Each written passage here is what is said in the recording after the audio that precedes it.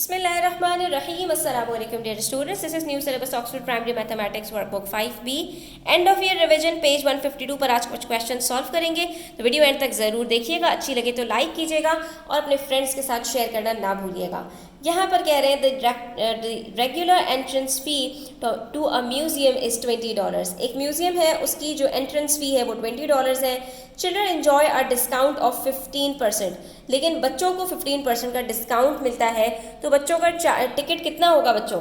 अगर 15% का डिस्काउंट है तो 100 माइनस 15 कितना होता है? 85% की कॉस्ट पड़ेगी। और किस चीज़ की 85%? 85% ऑफ 20, यानी $20 अडल्ट को देना है, लेकिन बच्चों को सिर्फ 85% देना है। तो हम सिंपली इसका 85% कैलकुलेट कर लेते हैं यहाँ पर।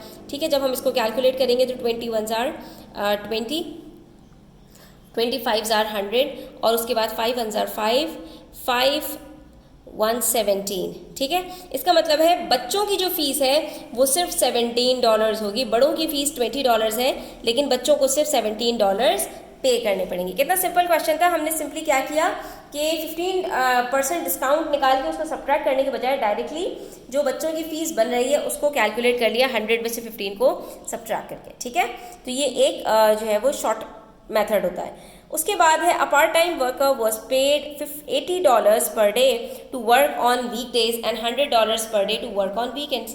ये क्वेश्चन भी हमने बहुत सारे सॉल्व किए थे कि जो वीकडेज होते हैं, वर्किंग डेज होते हैं, यानी मंडे टू फ्राइडे, उसके अंदर इसको $80 मिलते हैं हर रोज़ के। जबकि अगर ये जो है वीकेंड्स के ऊपर काम करे सैटरडे संडे को, तो इसको $100 मिलते हैं। Last week he worked on 3 weekdays, 3 weekdays के अंदर काम किया। ठीक है, एंड ऑन सैटरडे, और सैटरडे को भी काम किया। तो कितनी पेमेंट बनेगी? सिंपल है, 80 को मल्टीप्लाई कर देंगे 3 से, क्या आंसर आ रहा है हमारे पास? 240।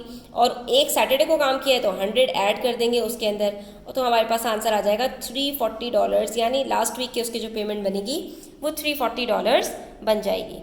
क्वेश्चन नंबर 10 है हमारे पास, which of the statements about the figure below is not true. ठीक है, यहाँ पर आपको एक पैरेललोग्राम दिया गया है और आपसे यहाँ पे 4 स्टेटमेंट्स देके पूछा गया है कि इनमें से कौन सी गलत है। नॉट ट्रू का मतलब है कौन सी सही नहीं है। अब ज़रा गौर से इसको देखते हैं। Angle B is equals to angle D, angle B is equals to angle D. Very good, बिल्कुल सही बात है ये। क्यों? क्योंकि पैरेललोग्राम के अंदर जो ऑपोजिट एंगल्स होते हैं वो इक्वल होते हैं। उसके बाद कह रहे हैं angle A plus angle C is equals to 180 degree. यहाँ पर आपके पास एंगल ए और एंगल सी ये 180 डिग्री के इक्वल होंगे, तो ये बात हमारे पास सही नहीं है। और वजह उसकी क्या है? वजह उसकी ये है बच्चों, क्योंकि पैरेललोग्राम के अंदर जो ऑपोजिट एंगल्स होते हैं वो इक्वल होते हैं, लेकिन ये ज़रूरी नहीं है कि वो 180 डिग्री के ही हों। तो हम यहाँ पर ये बात नहीं कह सकते। या तो हाँ, हमें ये बताया होता कि ये भी 90 डिग्री है और ये भी 90 डिग्री है, जो कि पॉसिबल नहीं है। हमें यहाँ पर नज़र आ रहा है कि ये स्लैंट हाइट से 90 डिग्री से ज़्यादा है, तो इसका मतलब है कि ये वाली जो स्टेटमेंट है वो हमारे पास सही नहीं है। लेकिन हम बाकी दोनों भी देख लेते हैं। All the sides are of equal length, तो हम यहाँ पर देख सकते हैं 1 2 3, 3 इन्होंने लिए हैं, यहाँ पर भी 3 लिए हैं, यहाँ पर भी 3 लिए हैं और यहाँ पर भी 3 स्क्वायर्स दिए। इसका मतलब है कि सारी साइड्स तो इक्वल है, ये बात भी सही है।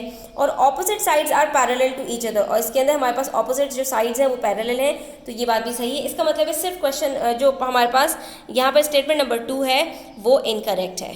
अब आ जाइए पेज नंबर 153 पर। है we have question number 11 which says in the figure AOB and COD are straight lines. आप यहाँ पर देख सकते हो कि आपके पास यहाँ पर AOB ये वाली जो लाइन है और COD ये स्ट्रेट लाइन्स है। इसका मतलब है इसके आमने सामने बनने वाले जो एंगल्स हैं वो आपके पास वर्टिकली ऑपोजिट एंगल्स होंगे और वो इक्वल होंगे। अब ये कह रहे हैं अगर angle AOC is equals to 110 degrees, angle DOE ये वाला जो आपके पास एंगल है ये 22 डिग्रीज है, तो एंगल BOE कितना होगा? तो बच्चों यहाँ पर हमारे पास angle AOC is equals to angle DOB। इसका मतलब ये है कि ये जो 110 डिग्रीज है तो ये दोनों एंगल्स मिलकर भी 110 ही बनने चाहिए। तो अगर एक 22 डिग्रीज है तो दूसरा कितना होगा? 110 में से 22 को आपने सिंपली सब्ट्रैक्ट करना है। यहाँ पर आपके पास 88 डिग्रीज आंसर आएगा। इसका मतलब है ऑप्शन नंबर 1 इज करेक्ट। ठीक है, तो इस तरह से आपने इन क्वेश्चंस को सॉल्व करना होता है।